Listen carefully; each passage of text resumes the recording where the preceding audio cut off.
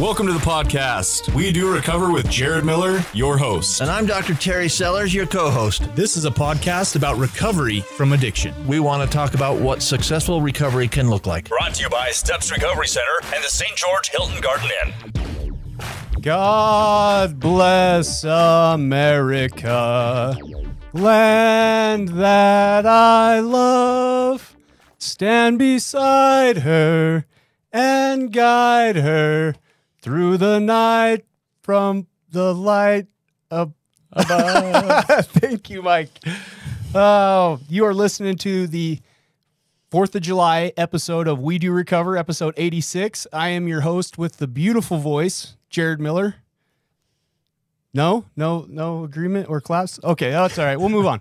And I'm joined, thank you, Sean, and I'm joined by Mike Keenan. Mike Keenan is the owner and executive director of High Desert Counseling and the Access Center. Welcome to the show, Mike. Hey, thanks. And Mike's being a good sport. He's rocking the 4th of July glasses.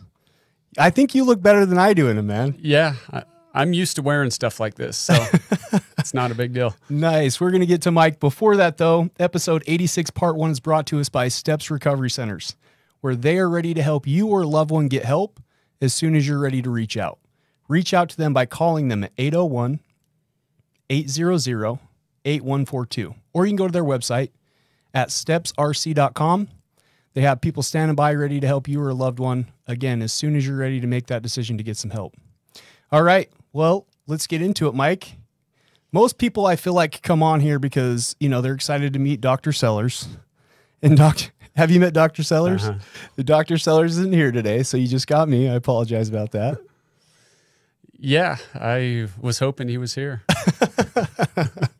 Okay, well, fair enough. I feel like we could probably take the holiday glasses off at this point. They're starting to steam in mine. So let's talk about, I kind of stalked you on Facebook, right? When we talked and you agreed to come on.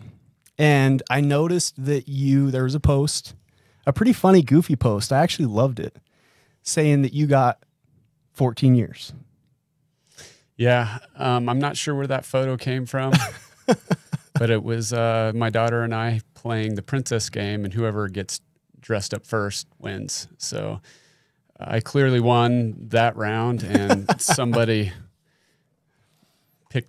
picked that picture up somewhere. Somebody found that, and I loved it. It was awesome. So you know what they say, Mike, in the rooms. Tell us how you did it. It's not that simple, but it is. I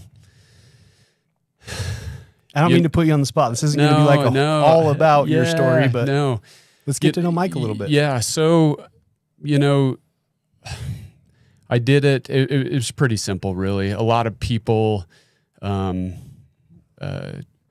stood up and said something to me and reached out when I couldn't really pick myself up, and brought these things to my attention that I knew, but I didn't really want to look at. And it was really tough. It was really difficult.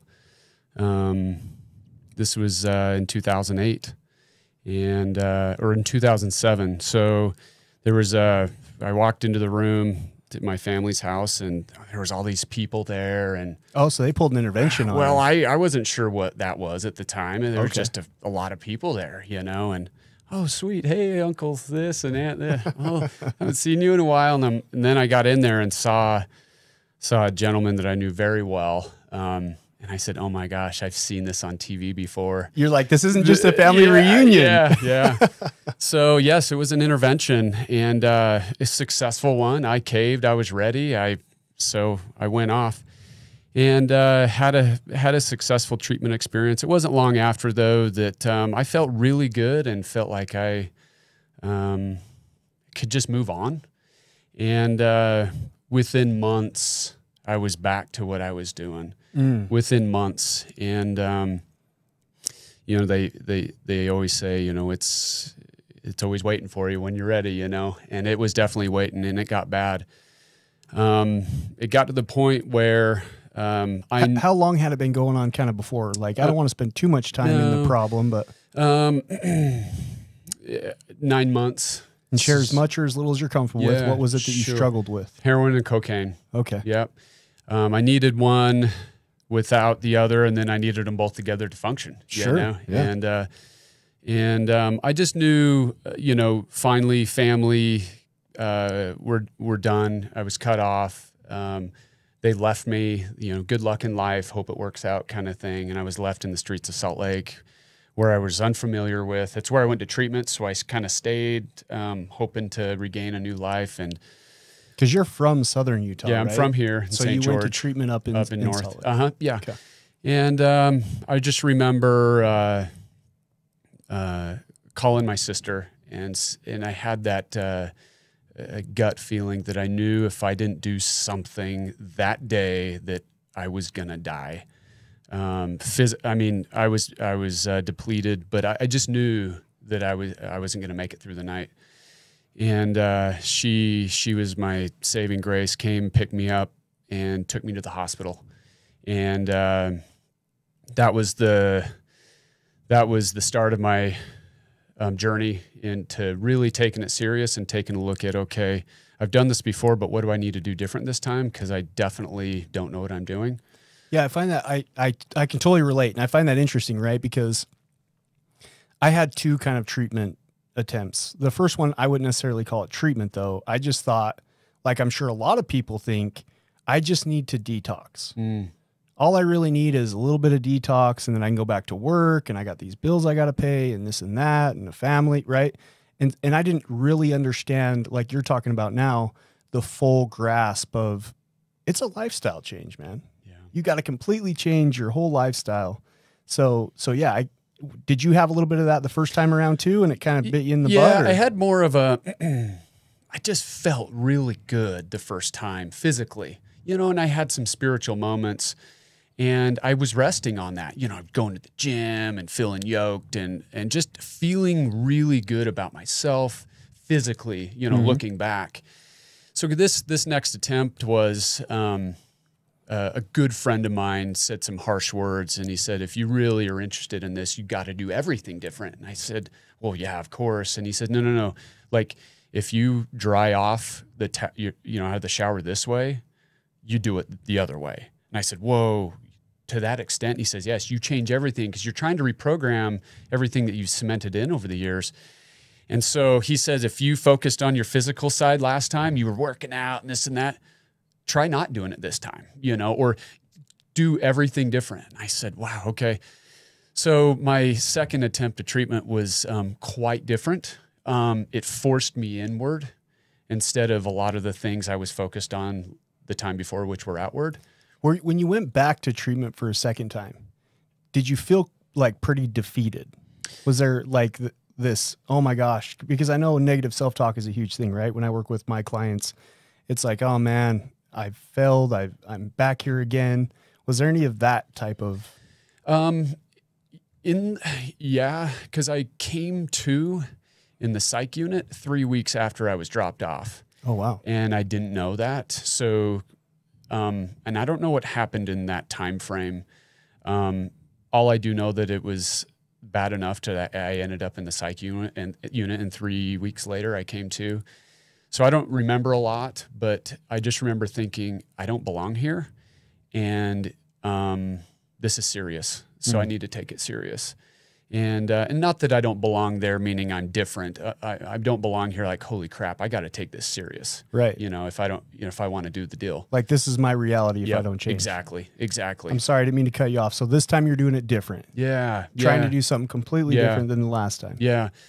When you said you had to kind of look inward and work inward, what does that mean to you?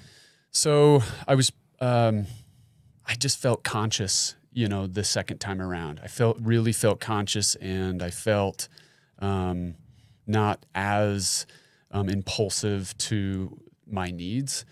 And I really just tried to pay attention to the comparison of what I did the time before to, I just didn't want to go back. I was scared to death. I was scared to death. And so, I'm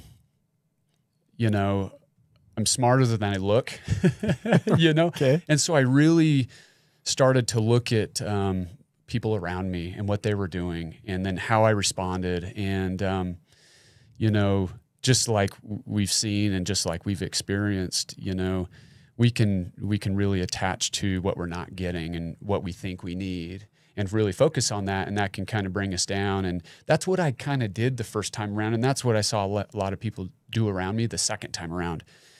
So by doing that, I just really tried to not stay to myself, but really just kind of look at my part in all things. It almost sounds like you lost some gratitude in the first, because when you were saying that, I feel like that's so big. And I just want to take a second to kind of sit in that, because oftentimes when we have to start over and rebuild our lives, it's, oh, I could be here. I should be here. I should be making this much money. I should have this type of a job. Yeah. Is that kind of the narration that was going on in your mind at the time? For sure. For sure.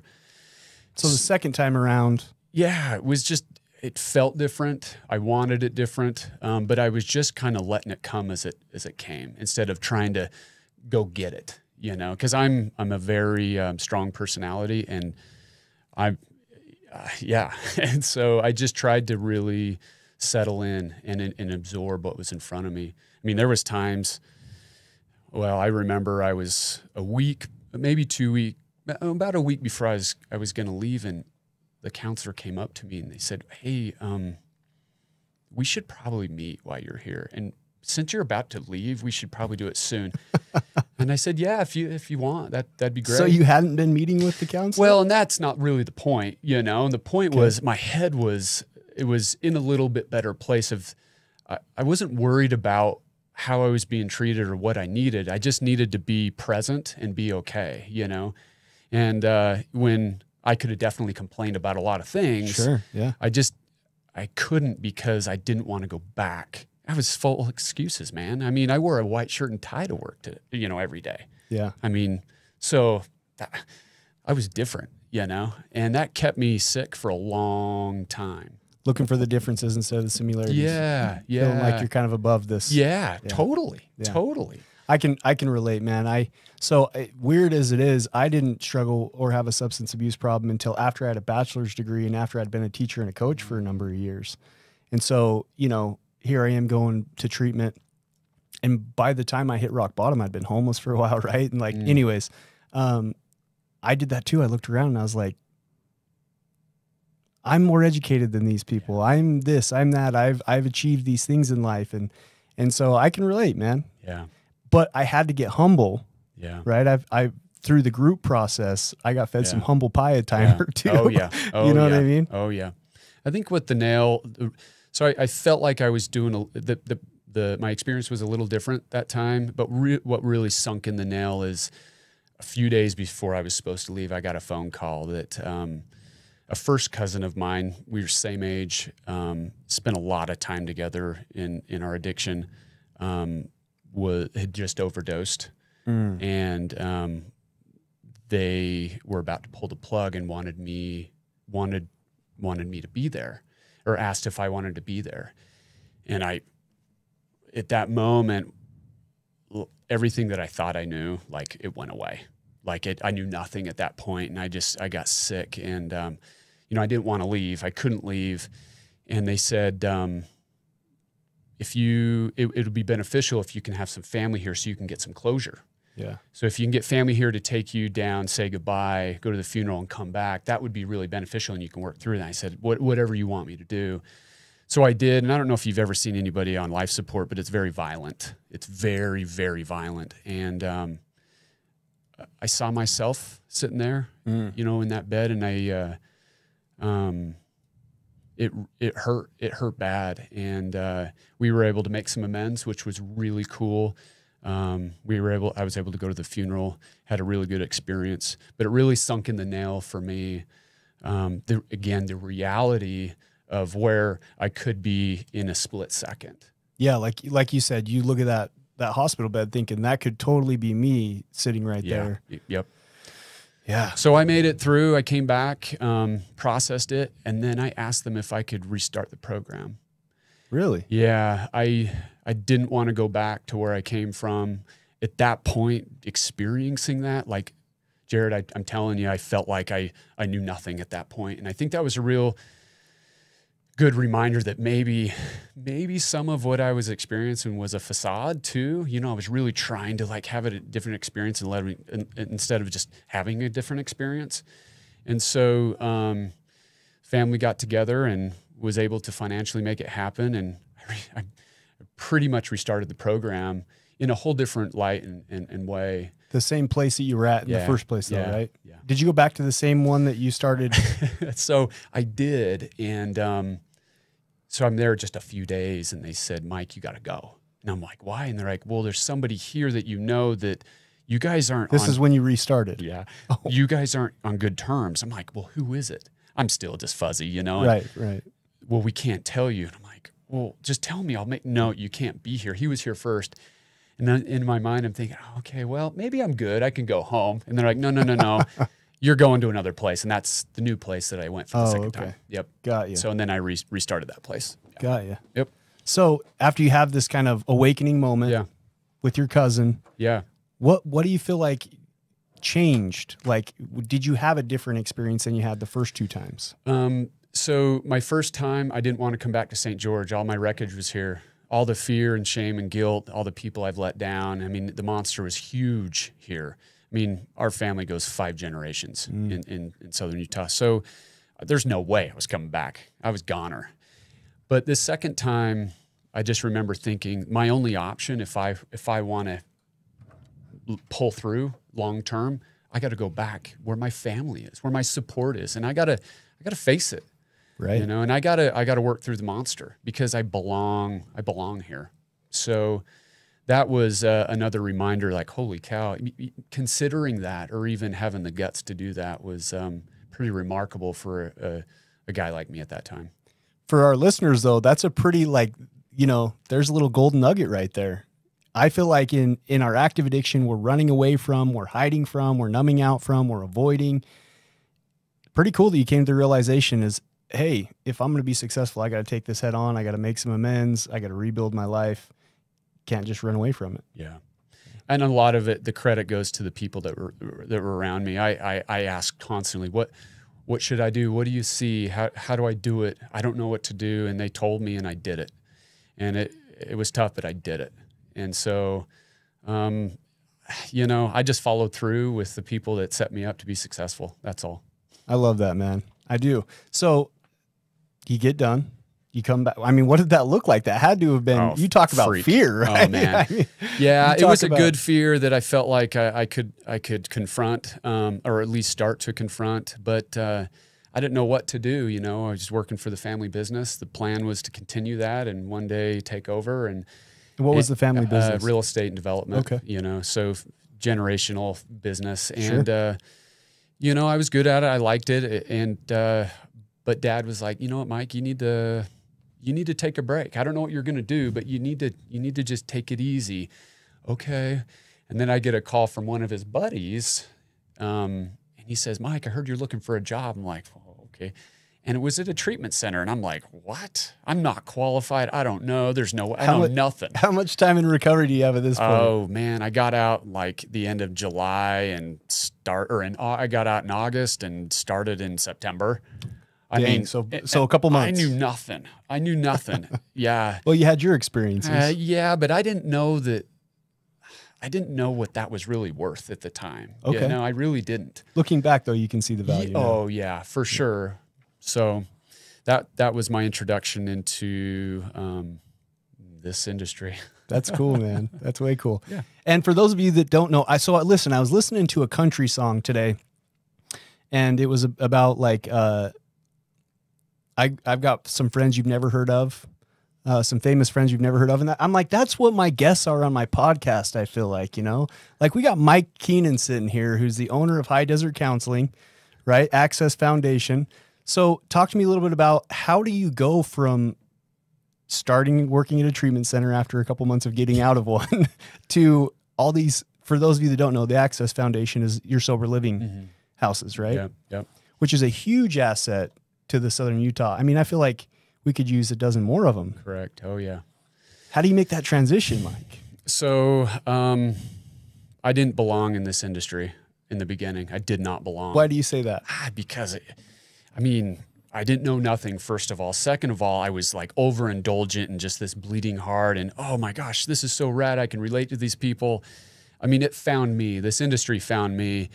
And I just remember some guys that I really looked up to that were superior but professional colleagues. They said, Mike, if you want to go the distance in this industry, you need to be careful. You know, you need to really find the balance of taking on their stuff. I mean, again, I knew nothing. Yeah, and it was so easy just to get immersed in what everybody else was doing because I'd found this new way, you know? That's, oh man, does that hit home for me? So when I started doing my internship, right? Substance abuse counselor, for those of you who don't know, when I started doing my internship, Shalee Webb actually was our clinical director. And one day she comes in my office and it had been a rough week. It had been a really hard week, a lot of really hard conversations. And she said, Jared, you know the tree at the top of the stairs? I said, yeah, Shalee, you know, what does this have to do with anything? I got a UR, I got to write. Like, what's going on, right? And she's like, you need to start unpacking all the stuff that you take on throughout the day. Otherwise you're going to burn out. And that's kind of what you're talking about, right? Like you have to find, and so she was telling me that as she leaves work, she pictures all the heavy conversations she's had and she hangs them on the tree and then goes home and is a mom and a wife, right? And then when she comes back, she picks them back up. I love that. And she visually goes through that process. That was some of the best advice I ever got. Yeah. Because it can get heavy. Yeah. It can get sticky. It can get, especially when there's countertransference, right? Like when you have people that are struggling with things that you struggled with. Yeah, absolutely. I think the biggest takeaway in the beginning was, you know, I was in a staff meeting, you know, just this green guy knew nothing. And they came around to me and said, Mike, what feedback do you have on this particular situation? I said, oh, it doesn't matter. Like, I don't have anything, thinking I'm just this, you know, low on the totem pole. And they said, then get out.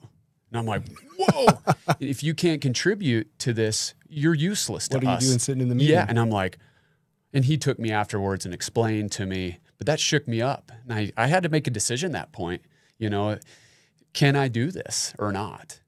And, you know, what did you think, honestly, though? I got to get this. What did you think in that moment? Right? Were you like, did you like start to get up to leave, or were you like, okay, I got something? Oh yeah. I flushed out red and just, oh my gosh. Deer in the headlights. Oh man. I was, oh my gosh. I was scared. You know, just everything, the insecurities, the inadequacies. And, you know, luckily it was kind of towards the end, but I kind of just froze, you know? Yeah. And then, anyway, he loved me and explained to me what he meant, and it made sense. And but you said, just like you're saying, it won't work out long term if you continue to do this. So yeah, that was the beginning of my my other awakening.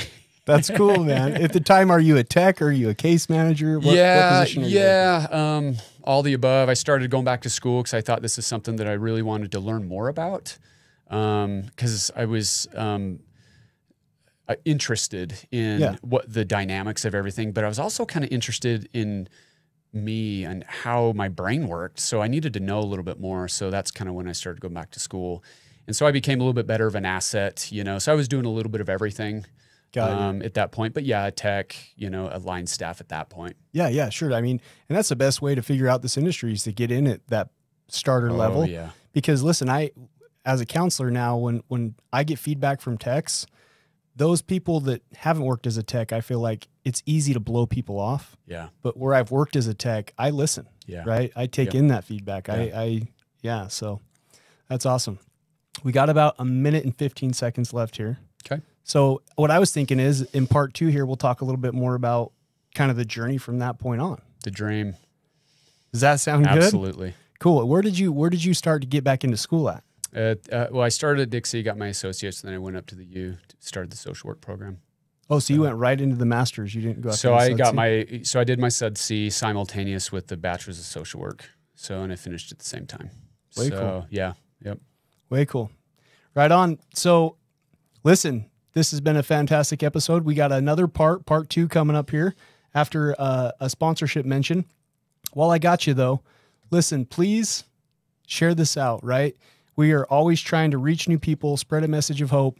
So if you got a coworker, a friend, a family member that you know needs to hear these stories, these messages of inspiration, feel free, share them out, talk to people about it. It always helps. You can also contact us if you're interested in coming on as a guest at wedorecoverwithjaredmiller@gmail.com.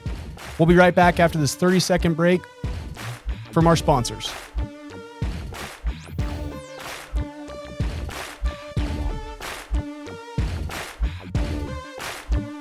You are listening to We Do Recover with Jared Miller and co-hosted by Dr. Terry Sellers. We'll be right back after this short break with more of We Do Recover with Jared Miller, sponsored by Steps Recovery Center and the Hilton Garden Inn.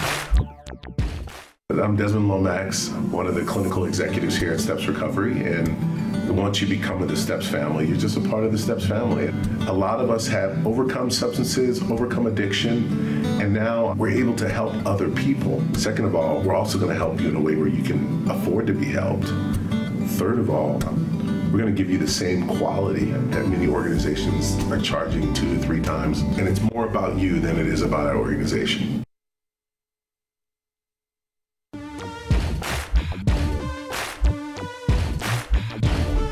We welcome you back to We Do Recover with Jared Miller, co-hosted by Dr. Terry Sellers.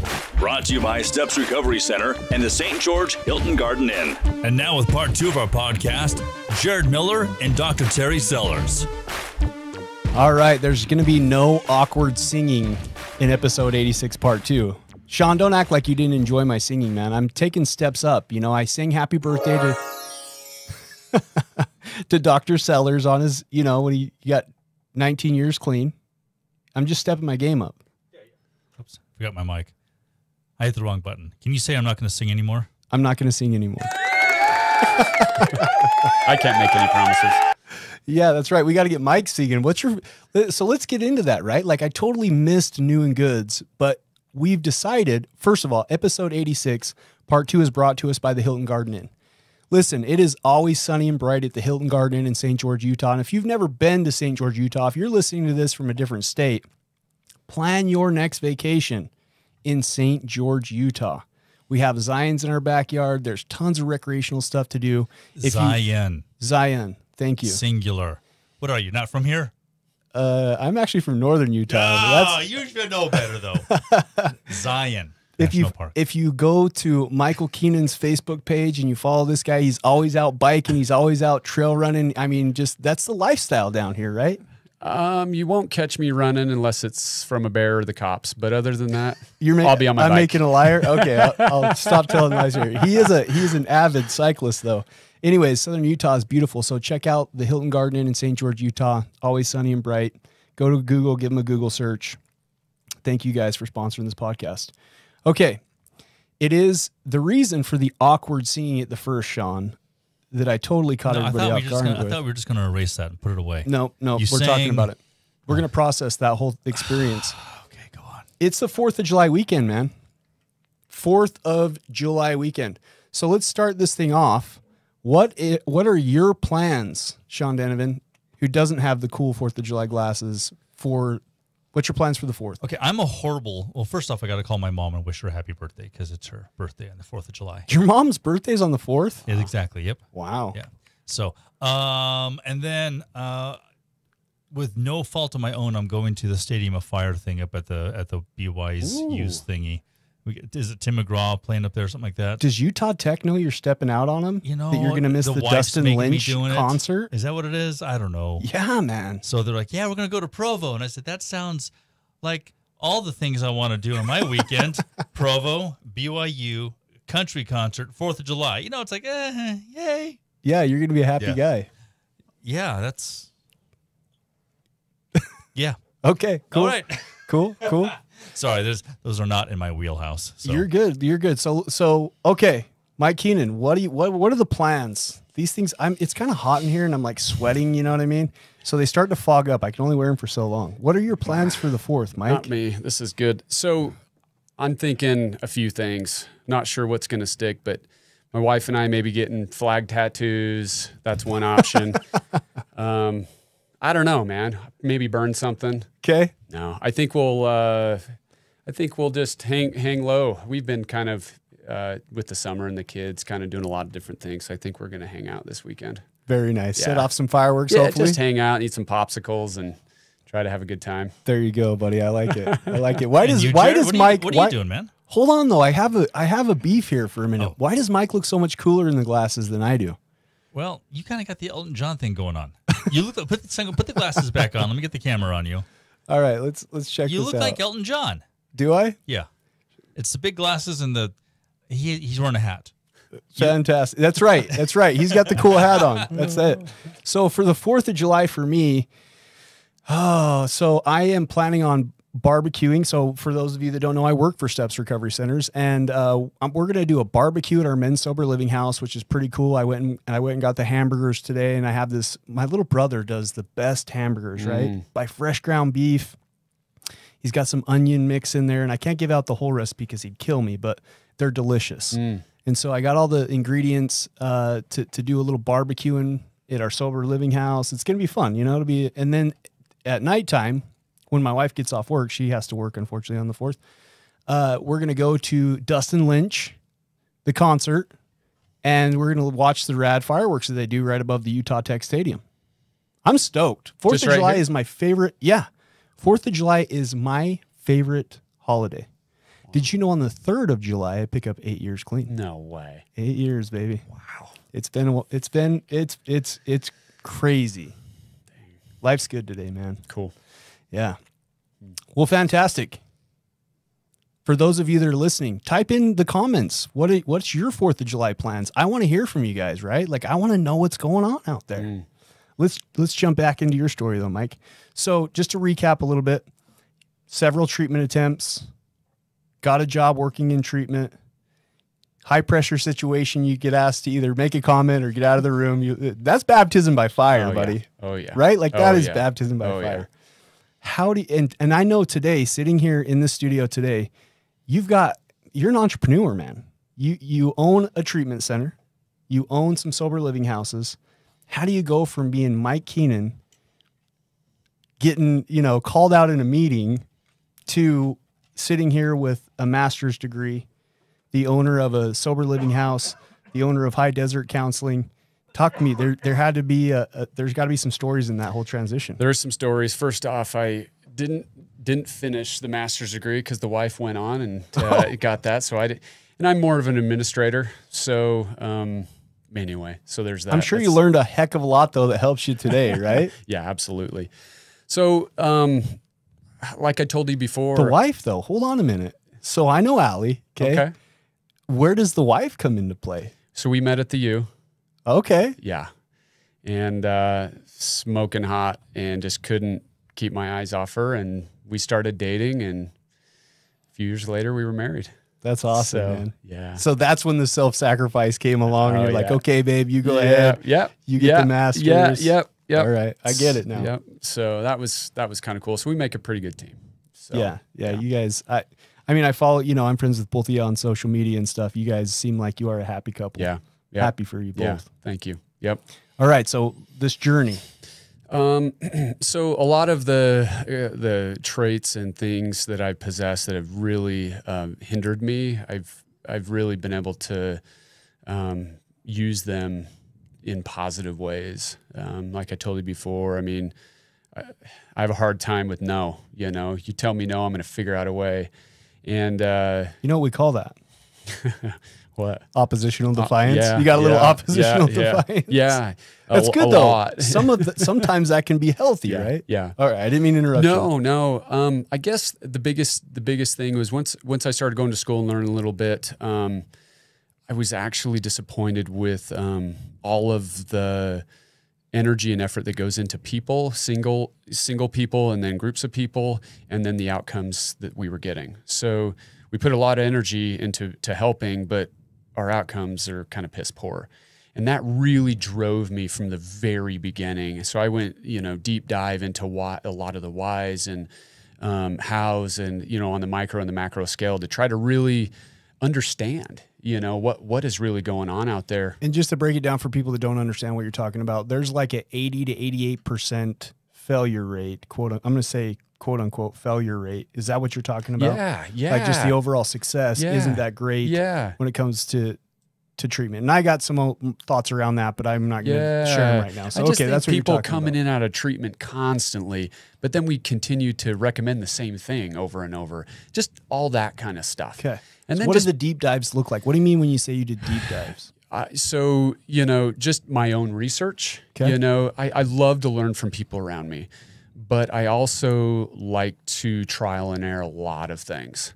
So, my experience has been, working, my first setting was just a youth facility. I learned a lot, but I could never really settle with that. I'm just somebody that always thinks a little bit more and a little bit further.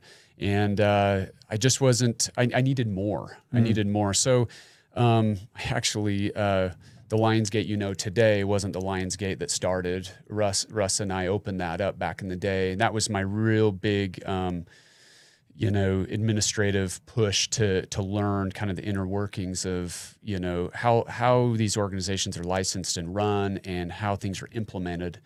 And so since then, I've owned a few programs, I've ran a few programs, and I've contracted with several people to try to get licensing or policy or training of sorts or credentialing.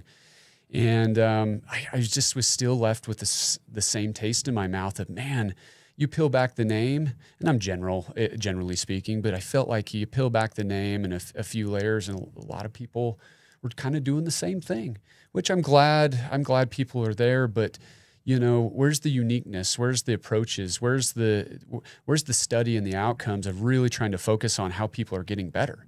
I was kind of getting tired of people getting cured when their insurance policy ran out. There's a lot of people getting cured when their insurance policy was running out. And so I didn't like it. And I actually kind of took a hiatus from the treatment field, and that's what led me to sober living. So you felt like the kind of cookie cutter model, I'm trying to ad lib of what you're saying. The cookie cutter model frustrated you because you felt like people weren't being unique. It was like, their off brand of Coca-Cola. I just didn't think people were getting better. That's all. I mean, for the most part, there was these onesie twosies that were pulling out, 1 out of 10, but we have some highly skilled people like yourself and others that they're putting a lot of attention and energy into people. We should be having better success. And we weren't. And I think a big portion of that, to roll into what you're about to get into, is it's when they go to a 3.5 level of care, right? Residential, they are in a safe and a secure and a structured environment. Oftentimes, though, they return back once they leave there.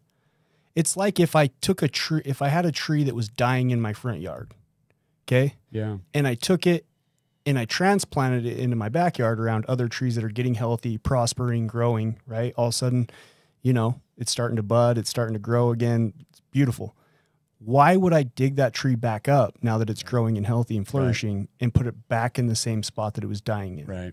But that's what oftentimes people end up having to do. Right. And that's why sober living is so important, is because then you have that transition period between residential and outpatient where they can come and go as they please, but they're still in some kind of safe, structured, monitored environment. Yeah. Because we both know, Mike, there's no magic cure for this. There's no magic modality for this. It's time, it's attention, it's safety, it's structure, it's all those little things. Every day it's accumulative. Yeah. Would you agree? Absolutely. Yeah. Yeah. You don't just, it's practice, and it's practical over a long period of time. Yeah. And the majority of people, when those success rates, that 88 to 88% that we're talking about of failure rates, it happens when they move down to that lower level of care. Yeah. That's why I think, the Access Foundation, the sober living houses that you're running are, man, I remember when I first called you because I was trying to get a guy into a sober living place before I even worked in this industry. That might be a lie. I may have been a tech at the time, but it was just like, they're so important, right? Yeah. So I just think that more is not more in my mind. Less is more. People like us, I think, have what we need to be successful. And I think we're missing the basic hierarchy of needs. And one of those needs is environment. So, I talk to a lot of people and I ask them questions and they, why are you where you're at? Why do you do what you do? Well, I love to help people. And I think that was my answer in the beginning too, but it's quickly evolved into, I do what I do because I want to create the environment so people can help themselves. Okay. And because not only is that going to help that person, but it's going to help everybody around them. And that's where we can really accelerate the growth. And that's where we can really see outcomes. So in the housing sector, it's less is more. I mean, I'm finding way better success rates. And again, I'm not discrediting treatment because I think there's a place where somebody crosses a threshold where they need that support and that level of care. But for a lot of people that have recycled through over and over, they just need a safe environment to practice what they already know.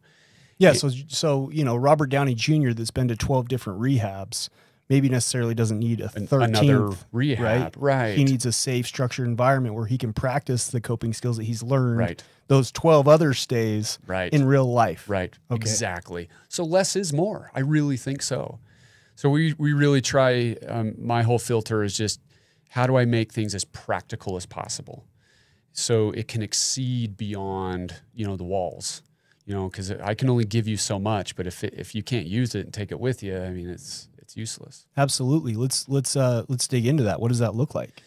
Oh man. So, I think for me, it's all about asking good questions. I mean, it's all about asking good questions and setting up people, so they can really push themselves into a crossroad to make decisions.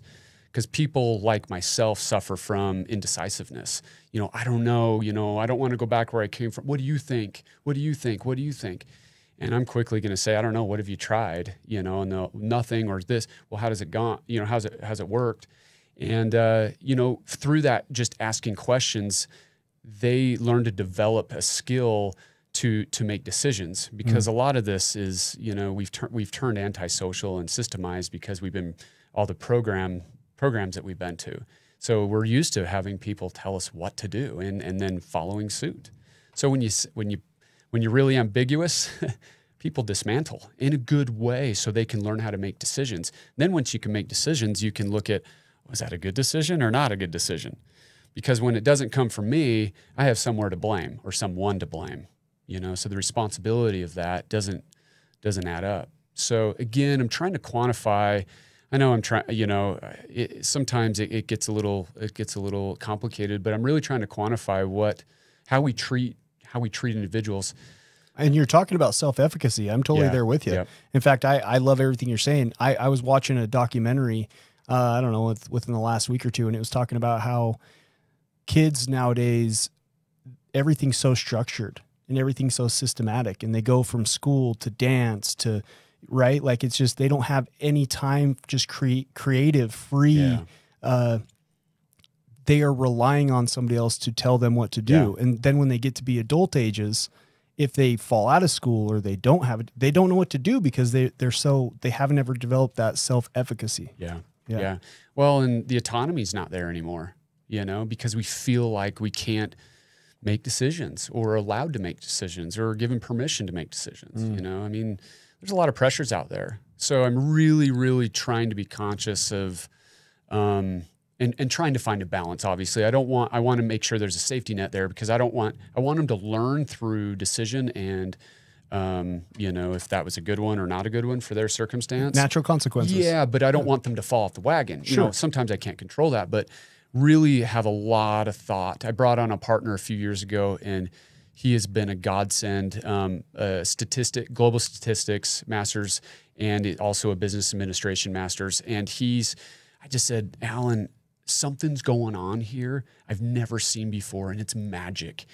Help me understand this with numbers. And so that's been really fun to kind of experiment and really look at what's happening. And I believe with sober living done right, it is the missing piece for those of us that have been through the system over and over and over again. So I think it's the ticket. I really do. And I don't mean to call you on the spot, but so statistically, what is your the Access Foundation, your sober living houses look like? So it's safe to say you guys ran some numbers. Oh yeah. So we do it every January. We run an analysis, but we focus on a few things. Employment's one. So we picked one huge driver, because employment's just more than a paycheck, especially for people like us. And so it's all the things, right? And so we've had over 500 people over the years come through the sober living homes. And over those people, we maybe have had 8 or 9 that haven't gotten a full-time job within 30 days and maintained that. That doesn't mean they got another job or a different job, but maintained in full-time employment. Right. I mean, that's huge, and the positive consequences of that. And it also helps that in Southern Utah, St. George specifically, we're one of the fastest growing states in the United States. Yeah. There is not a single place out there that does not have a now hiring sign. Yeah, exactly. We have, I think in January, we ran about 81% of the people that were with us did not relapse with us. And our average length of stay is almost a year. Say that one more time. So 81% of the people that stay with us do not relapse. Those that do, there's a 60 to 65% chance that when they do come back, that they then stay sober. Our other effort is relapse. We try to normalize it. Because we know what it does to us. What that looks like. First of all, those numbers are amazing. Amazing. They really are. We've submitted all of our stuff to the Department of Workforce Services. We're being funded by them because of the outrageous numbers that we have. And it's simple. It's really simple. And I can tell you, there's some, zero tolerance things, to keep the place safe. Don't use, absolutely. You can't be a danger to somebody else. Yeah, for sure. Have a job, pay your rent, curfew, just those few things. Communicate with your housemates. Other than that, I tell you, these guys and gals are doing the deal at the foundation. And I mean, you could walk in, I never tell them when I'm showing up, you could walk in anytime and the houses are immaculate. It's incredible. I've never seen anything like it before. So we're stoked. We have plans. And a lot of that is ran by the individuals, right? So I went for a brief period of time before we all got kicked out. I went to a halfway house, right? Yeah. And I'm telling you, it was the guys in the house. Like if you didn't do your dish, oh man, you did not want it, right? Like there was a rude awakening. Yeah. If you didn't do your daily chore, oh boy, you Yeah. didn't last long. Right. Because you were going to hate it there because everybody was going to hound you. Right. And when you have that kind of accountability culture, it teaches you how to be accountable in other areas of your life. Right. It's just practical, man. That's just the bottom line. I can use that anywhere. I can use it anywhere. And you talked about normalizing relapse. It's funny whenever I have a client now, depending, right? I'm kind of a 3 strikes rule guy. I hope my clients aren't listening right now, but the first time we're going to sit down, I'm going to ask you, how'd that work out for you? Did that solve the problem that you were experiencing? Did that take away the pain that you're going through? Right? We're going to have that conversation. The second time you're going to be written up and be put on a behavior contract because of what you said. Yeah. It's one thing to self-sabotage. It's another thing once you start using repetitively in that, the active addiction is starting to come back into your life. You're more likely to pull other people in, right? And so then if a third time comes along, we just got to refer you to a different place. You need some type of wake-up call. Yeah. So I'm like a 3 strikes rule type of guy. But the first couple times I do try to normalize it. I do try to, let's talk about it. Yeah. You're right. To me, what's the big deal? Mistakes come in all different shapes and sizes. What's the big deal?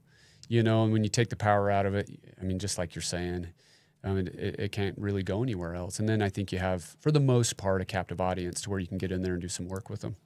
I think too, the difference in my mind between a lapse and a relapse, and again, if you disagree with this, please, I'd love to have the conversation. If somebody has a lapse, a one-time use, and especially if they can get honest with it, sometimes I've seen people learn and grow and start to take it way more serious after that. If you shame somebody, right? If you sit them down and, oh my gosh, you're just not getting this and you're a failure, and you pile on the shame, it's going to turn into an actual relapse where they're repeatedly using, right? Because now I'm a terrible person for the mistake I made. Yeah. Do you agree with that? Yeah. Absolutely. I think taking all of that out and separating, you know, the guilt and the shame for sure. And these guys are smart. We're smart people, you know, in sometime in tough situations. So it's, hey, it's all right. What's going on? What can I do to help you? You know, what do you have in front of you that you got to face now? You know, let's work through that. Okay, here's your, again, they know what to do. You set them up for success the next time. If they do it, rock and roll. If they don't, we're back at it again. And I agree. Once we get a pattern going, we look at it a lot differently. Yeah, you got to start taking some Absolutely. other things into consideration. Listen, Mike, it has been fantastic having you come on here, dude. Yeah. We might have to do another one. We could talk. We could sit and spit about. I'm a geek, man. I love this. I love how it works. But I'm just a normal guy. But what makes me great is the people around me and my wife especially. Hey, man, that's the key right there. And the people you surround yourself with, right? Yeah. So in this last minute, if our listeners have been listening to this, how can they find you? You know, talk to us a little about if they have somebody that, you know, that they are interested in getting into high desert counseling. Where can they get that information? High Desert Counseling is an outpatient substance abuse treatment center. It's progressive. It's practical. Just highdesert.help, HELP. You can find us on there. It's super simple. And then Access Foundation is soberliving.help. So, you know what I love about this whole thing? I'm a STEPS guy. I work for STEPS. You got your own treatment center. And this just goes to show like working together is the key, right? We need you here. We need everybody here. We need everybody to step it up though and do a great job. When I put out the flyer that you were, or the promo that you were coming on, one of the first people that shot me a text was Ty Hansen. He's like, you're going to love Mike. Mike's awesome. So he's a good dude. Thank you so much for coming on. Please like, comment, share. Join us next week. Next week is going to be on a Wednesday for episode 87. Thank you for joining us today on We Do Recover with Jared Miller. Help us spread our message of hope. Like, comment, and share. If you have any topics or ideas for future shows, please share that on our Facebook page. That Facebook page is We Do Recover with Jared Miller. If you or a loved one needs help, please reach out to us. Again, thank you for listening. Brought to you by Steps Recovery Center and the St. George Hilton Garden Inn.